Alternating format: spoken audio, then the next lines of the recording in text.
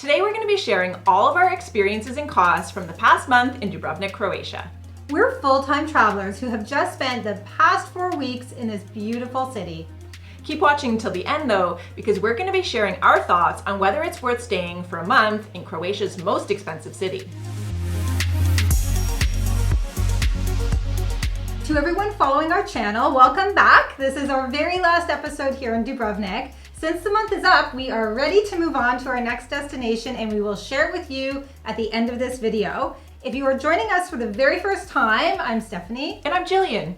We're a couple who retired early and headed off for a life of travel. So if you're looking for more on early retirement and slow travel, you can subscribe for a new video every week. After 2 amazing months in Greece, we were ready for a new adventure. We had already spent 1 month in Athens and then another in northern Greece. And we'll link those videos for you below, along with all the other videos that we mentioned today. We were keen to go to the Balkans as our next stop. With the cooler weather coming in, we thought that the coast of Croatia would be the perfect place to spend the fall. And this is because it stays warmer here than anywhere else in the area. We discovered that there was a direct flight from Athens to Dubrovnik that we could get on points, so it was a perfect opportunity to make our way to Croatia. Now, Dubrovnik is a city that we never expected to go to. We've always seen it as a place with too many cruise ships coming in, too many tourists, and really high prices. However, during these unusual times, we realized it was a once-in-a-lifetime chance to visit an incredibly beautiful place without the crowds. And sure enough, due to the pandemic, there were hardly any tourists here, which made for a really memorable experience. As for the prices, that was a bit of a mix, so stay tuned to find out which ones were lower and which ones were as high as ever. We're going to talk about accommodations, entertainment, dining out, and lots more. But before we get into it, a question for you. Is Croatia on your bucket list? Let us know in the comments below. We're going to kick things off with a cost that we had never encountered before, which was COVID testing. We needed quick turnaround PCR tests in order to enter Croatia. Fortunately, we discovered a test facility right in the Athens airport that could provide same-day test results. We expect that this will become the new normal for travel as more destinations require you to arrive with a negative test. We were really glad that this was available right at the airport, which made the whole experience easy. And at $164 for the two of us, the cost was reasonable compared to other testing that we've heard about. Accommodations is one of the main areas where the local economy has taken a hit because of COVID. We found that there were so many units available for a full month, even though we were booking just 6 weeks ahead. Yet, despite there being so much inventory, Dubrovnik is still a place where the rents are substantially higher than the rest of Croatia. All in all, we felt that we got a great deal for our Airbnb, which is a compact, stylish studio apartment. It is a small space, but arranged in a really comfortable and functional way. It also has a private terrace and a garden area. It's based in the new town, in an area called Bruges, just a 30-minute walk away from the old town. We found Bruges to be a very pleasant neighborhood with great views of the harbor and a lively morning market.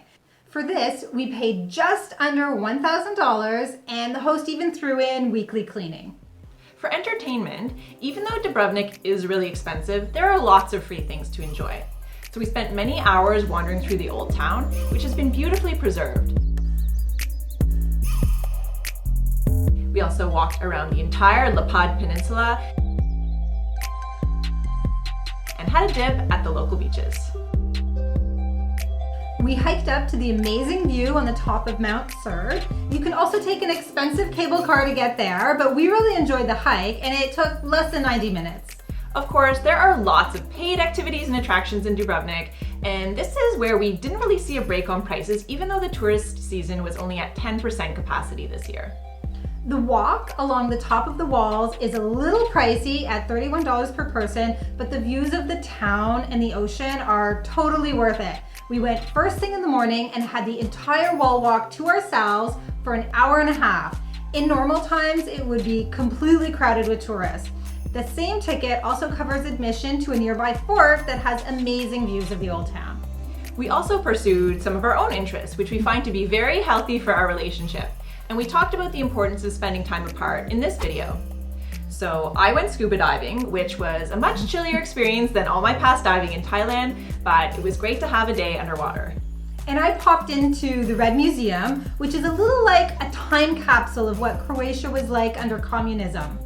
So our total spend on entertainment was $154. And if you want to know how we plan our travel budget for any destination, you can check out our free download in the description. Next up, we're talking about dining out, groceries, transportation, and more. And be sure to stay with us until the end to find out whether it's worth staying in Croatia's most expensive city for a whole month. Let's move on to dining out, which was shockingly expensive in Dubrovnik, on par with Toronto or Singapore or any other high-cost city that we spent time in. Whenever we're visiting a new city, we like to take cues from the locals when it comes to dining out in terms of where they're eating, what they order, and how much they pay. In Dubrovnik, we really didn't see locals dining out at all. Instead, we saw lots of locals having just a coffee or drinks in the bars and cafes. But as far as we could tell, they were eating their meals at home. When we researched the local restaurants, we found that they were mostly high-priced places catering to tourists. Since we do love exploring local cuisine, we tried to make each meal out into a special occasion, knowing that we would be paying high tourist prices. So one day we hiked for 2 hours over the mountain to try a traditional meal in a nearby village. We had lamb and potatoes that were slow cooked under an iron bell for 3 hours, so you definitely have to order in advance. Another day, we had a sampler of Croatian wines and a platter of local meats and cheese at a wine bar in Old Town.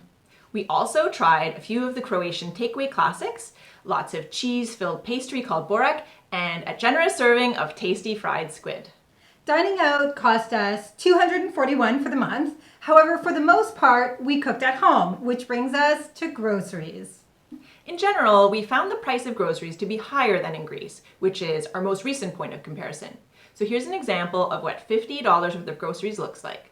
We tried to dabble in a few local dishes. So we had homemade borek one night, which was created by Gillian, which tasted okay. We also had a pot of mussels, which were fresh and delicious, and those cost less than $2 a kilo. In total, we spent $577 on groceries.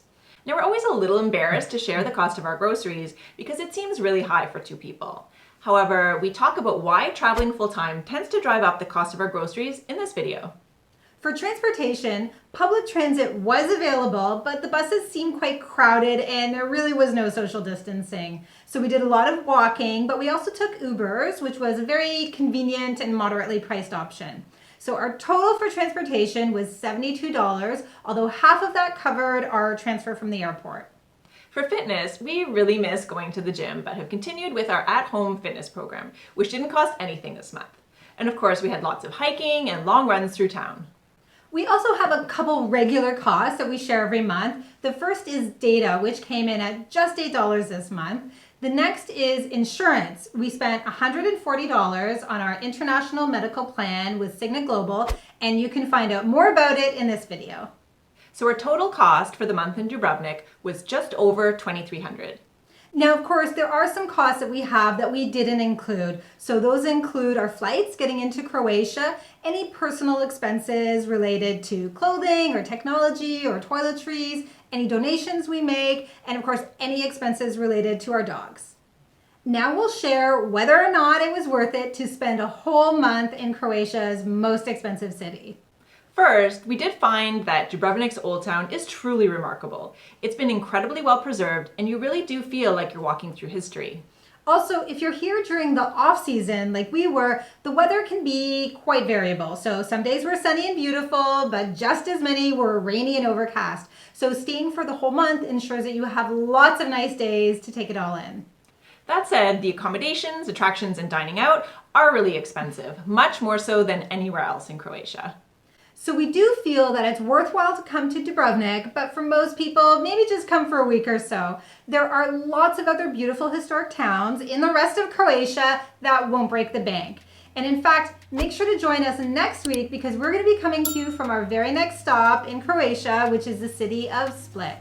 If you like this video, you can check out our entire cost of living series right here. You can go ahead and click on it now.